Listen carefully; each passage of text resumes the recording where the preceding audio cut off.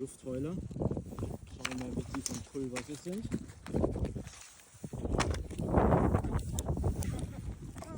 Oh, Luftheuler, geil. Dann gehen wir in die Richtung.